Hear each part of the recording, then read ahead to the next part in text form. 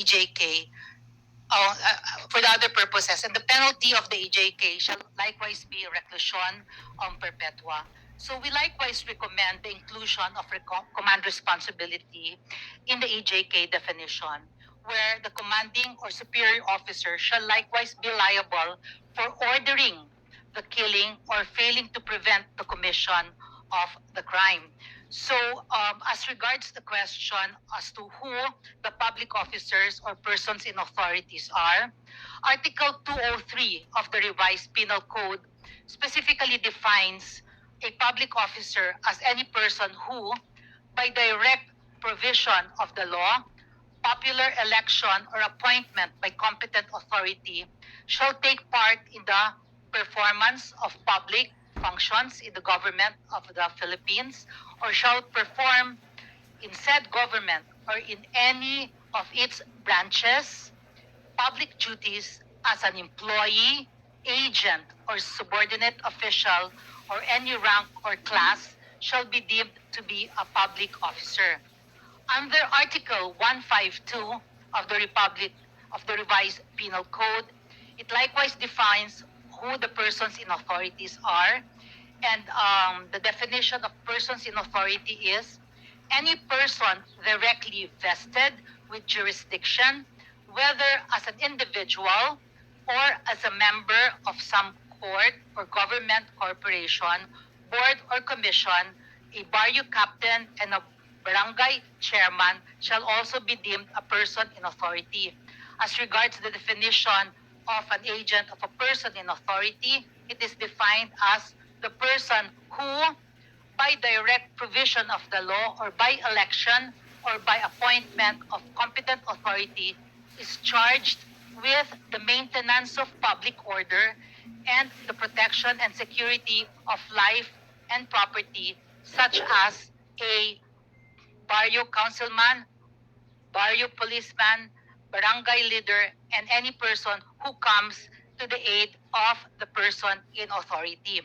Now, as regards the question on whether a private individual may likewise be indicted for an extrajudicial killing, our answer is yes. A private individual who unlawfully kills another without due process can be indicted and held criminally and civilly liable for extrajudicial killing if they act with the support, consent, or acquiescence of a public officer, person in authority, agent, or a person in authority, or a person acting under the actual or apparent authority or order of the public officer or person in authority or agent. So that's I hope I was able to answer, Your Honor, your question. Masyado mahaba yun. Pero that's quite informative and educational. Madam Chair, so in the information shared to us by OSG, hindi lang siya limited dun sa law enforcement agents, no? Any public officer elected or appointed or basta given that mandate of quote-unquote public service is considered a public officer. So, kung ganun, what now would be the distinction between the commission of a murder and the extrajudicial killing, kung ganun ang ating mindset? I was thinking more of pagka EJK yan, if someone in authority, a law enforcer, commits murder, kills someone, extrajudicial killing yan. If a private individual shoots someone and kills someone, murder yun. Is that possible? Yes, OSG, please. Yes, Your Honor, pwede po. So, kaya nga ho, that's why we are recommending that the House Bill 10986 be actually harmonized and unified in one code, which is the RPC. Yeah. Because if there's a failure to prove EJK, because one of the elements, which is actually also an element in murder, is not proven, then the accused may still be indicted or convicted of murder or homicide. But if the House bill is enacted into a law, then it becomes a special law, in which case, if the EJK under the special law is not actually proven, then you can no longer indict or convict a person for murder or homicide because it will violate his constitutional right against double jeopardy. Yeah, and that's more a clarification which this representation now understands. Ang ano kasi, the next question that I'd like to throw to the resource persons is that you think there is a necessity to pass this or file this bill and pass this into law, or should we just be concentrating on amending the RPC? Is a Republic Act a necessity in this case, or amendment to kasi marami kaming naririnig na mga criticisms din. Sinasabi nila that any killing outside of the state's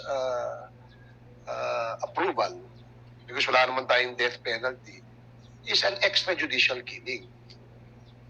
That's why the authors, just like my good friend here who's celebrating his birthday today, happy birthday by the way, Congressman Paduano, shares the same view na, pero is there a necessity to push for this law or just simply amend the RPC? Sige, OSG, and then may nag-raise na una, Justicia, and then NUPL, and then Ateneo. Sige, OSG.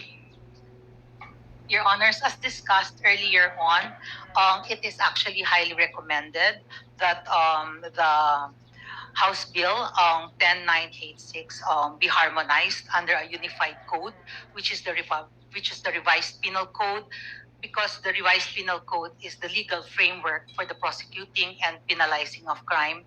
And with this measure, we streamline the legislative process, we prevent fragmentation, we likewise strengthen the prosecution mechanism, and we likewise prevent jurisdictional confusion between the application of the special law and the RPC. And I have explained the benefits if the ex-EJK will actually be codified under the revised penal code.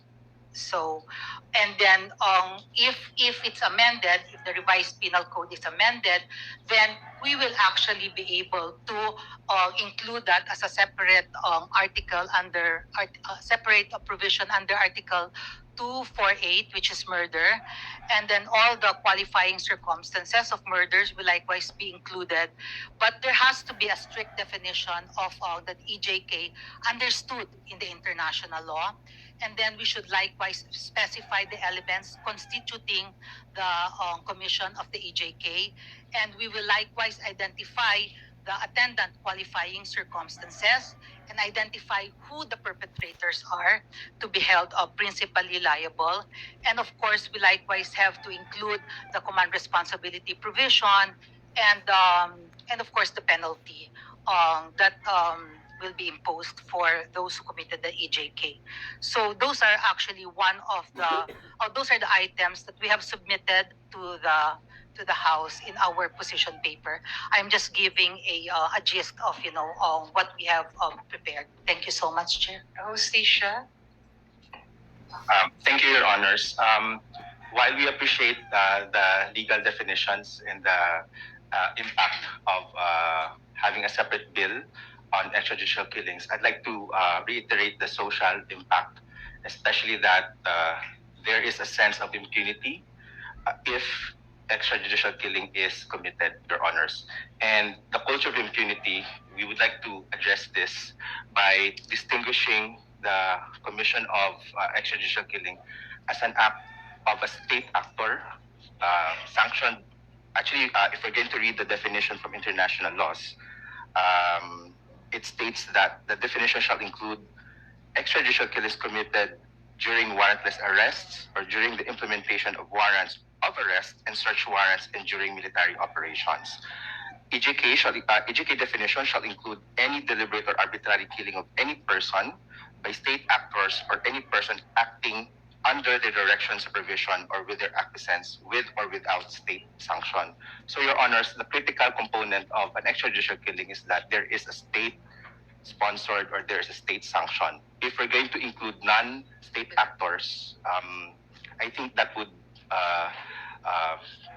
put us in a very dangerous position. Any crime committed as murder can be equivalent to extrajudicial killings, which we're reducing the culture of impunity to just murder, Your Honor. Okay, NUPL and then Ateneo. Thank you, Your Honors.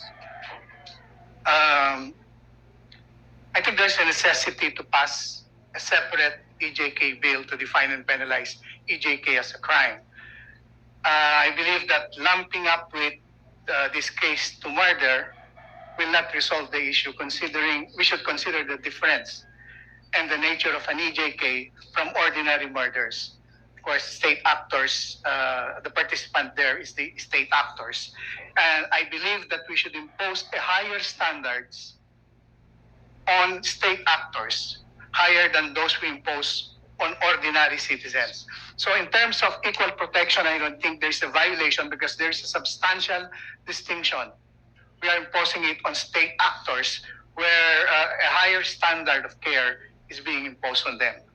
If we include EJK as a species of murder, all the available defenses and the elements that is applicable to murder and all the defenses applicable to all offenses or felonies under the revised penal code will be applicable and will make it doubly difficult for EJKs to be proven.